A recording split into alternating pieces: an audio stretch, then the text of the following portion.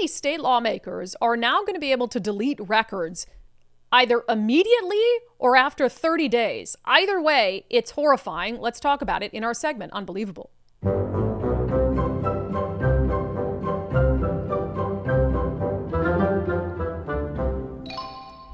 So let me start by saying this is not a surprise. State lawmakers have been undermining the public and transparency efforts for a long time, and including Republicans. You go back 6-7 years, Republicans were complicit in this too.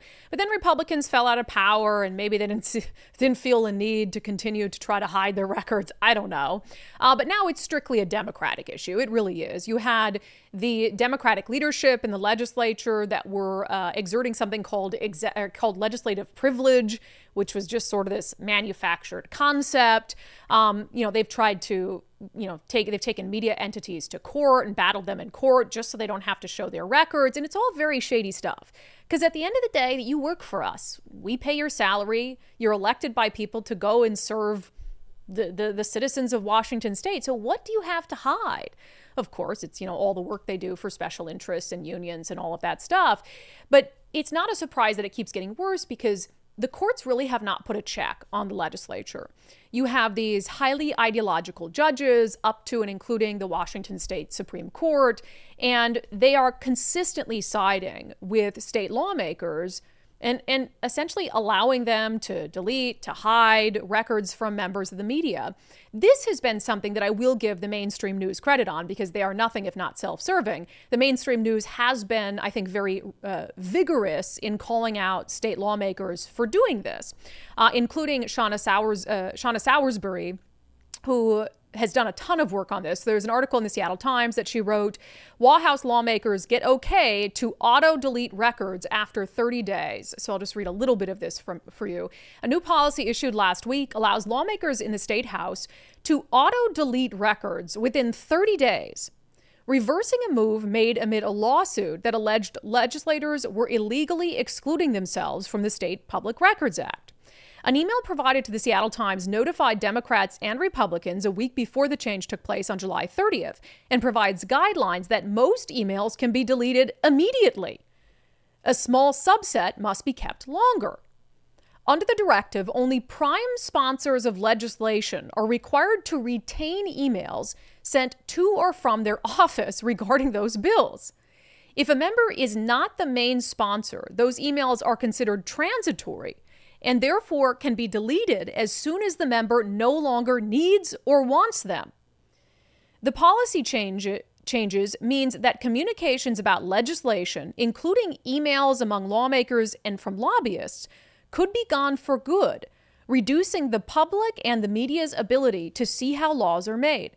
First of all, there is so much of this that's insane. I don't even know how this is lawful to do. I've been doing public records requests for 15 years. I used to do like 5 a week some weeks. And often when a story comes to you, typically as a tip from someone who knows about the existence of an email for whatever reason.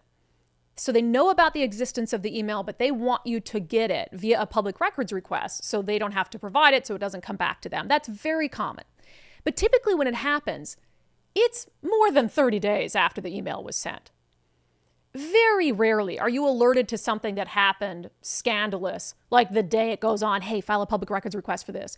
This is going to eliminate the ability to do so many of the actual pieces of journalism that you see out there that look back at, like, I think of the WSDOT whistleblower case.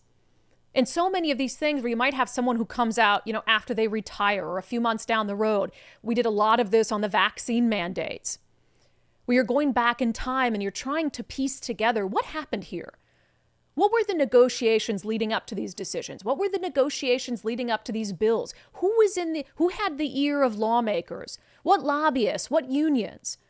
So to just say that for most people, yeah, throw them in your deleted email box and then it'll auto delete after 30 days, never to be seen again, is insane. And I'll get to more on this notion that the only emails that matter, that have to be kept longer, are the prime sponsors of bills. I'll get to more on that in a second. But here is the email that House Public Records sent to Democratic and Republican lawmakers explaining this. They say it's a space issue. Like, can't keep all this stuff forever, right? They wrote, if a member office does not use the double delete function, meaning the email is deleted and then deleted again from the deleted items folder, the emails remain indefinitely in the deleted box. This has created a backlog of emails that are intended to be deleted. Our email server storage is currently holding a massive amount of data that can be disposed. They said to resolve this issue, member offices deleted mailboxes will have the 30 days auto delete for emails moved to the deleted items folder. Once this is on, the deleted mailbox will automatically permanently delete after 30 days. Now, I don't think any of that is acceptable for the record. This idea that you could even move something to a deleted box. Now, I get it. I think everything should be moved to storage. I don't believe you should be able to, as a state lawmaker, even freaking use the delete button. I think we should pry it off of people's keyboards. You shouldn't be able to delete shit. But it's like you shouldn't, even if it's an auto delete, just putting it in your trash of your email.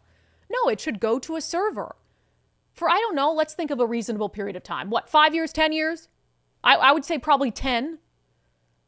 So you can go back. I mean, look at the Climate Commitment Act and all the grifting we found around that.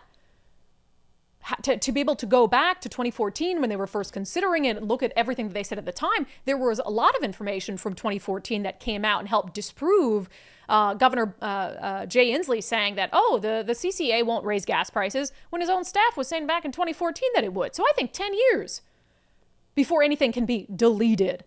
But now you're telling me after 30 days, it's an auto delete? And because of space, give me a break. And because of space, give me a break. My Hotmail's still hanging on to 30-year-old emails. Yeah. No, you got it's space. Fine. And we you know got what? Space. The citizens will pay for more storage.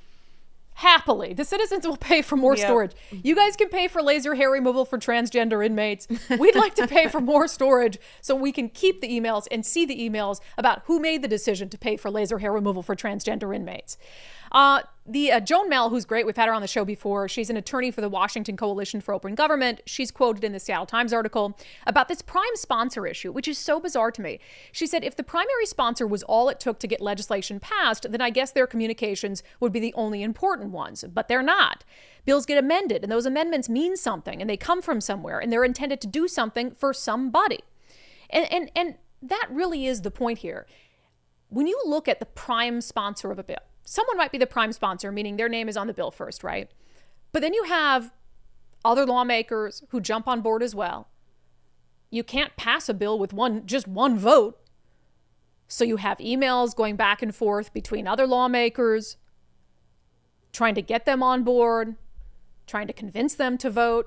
And you're saying all that is transitory because they're not the prime sponsor of the bill? As Joan said, if it just took one state lawmaker to get a bill passed, then okay, maybe we're looking at a different situation. But being the prime sponsor does not mean you're the only one behind the scenes sending emails to and fro about the bill and about the legislation. They just want to hide who they're talking to.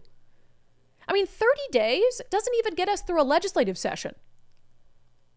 So you've got a 3-month, 4-month legislative session. So you're telling me that we could be halfway through the legislative session and you'll have already deleted emails about the bills that you are still actively debating on the floor? It's insane, but there's no incentive for them to be transparent because of one-party rule and because they control the judicial branch as well. I mean, they've installed essentially all the judges. The state Supreme Court has made some insane rulings around public records that help state lawmakers keep secrets from the public. So as far as state lawmakers are concerned, they're like, why would I have to air my dirty laundry out if we could just change the rules and get around it? So I just can't imagine, as a reporter who talks extensively about the legislative session, going back to look for records, in February of the session, oh, hey, I want to go back to look for emails that were being passed around in January when the session started about this bill and how it came to be. And then I'm told, oh, those are all gone. So I don't know if this is going to lead to a lawsuit. Members of the media organizations and the Washington Coalition for Open Government have challenged and sued in the past. I don't see why this would be any different because it really is truly just an asinine decision. But the party in power gets to do essentially whatever the party in power wants to do. It's really, really wild.